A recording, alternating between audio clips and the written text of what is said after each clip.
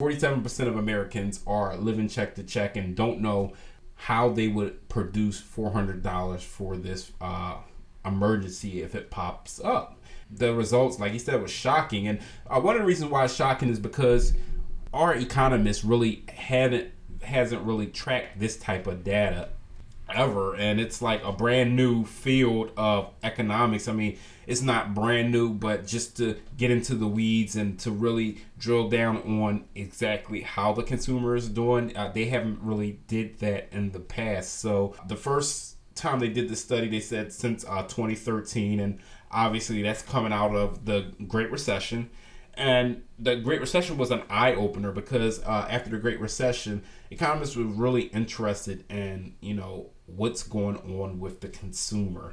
From that data, they found out that even though the economy may be doing well, and even though jobs may be, business may be doing well, employment numbers may be high, that Americans still tend to be financially vulnerable because most of us are either in debt or living check to check. And it's just really mind-blowing because people don't talk about their finances in that way. And that goes back to the intro. Nobody likes to talk about the dollars and cents of their money.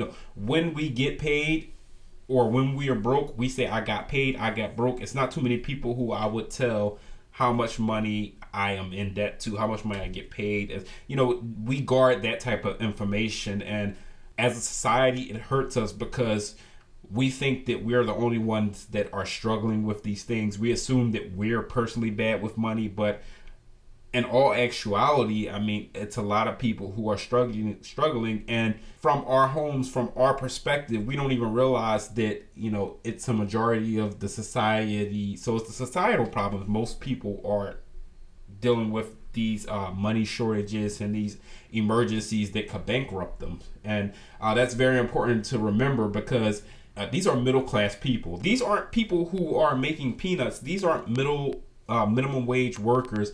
These are people who are making, from my opinion, a decent salary because, like I said, I haven't always been where I am, but I am not in the middle class, and I'm not ashamed of it because I might not make $148,000 a year.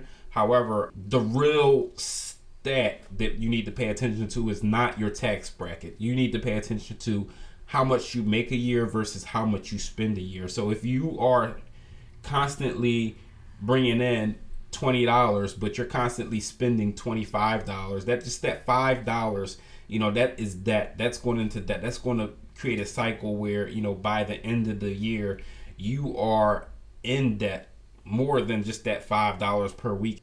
That debt will snowball on you and get on top of you quicker than you will ever really consider it. If you don't believe me, just owe some money to the IRS. You'll see how they put on those penalties or anything.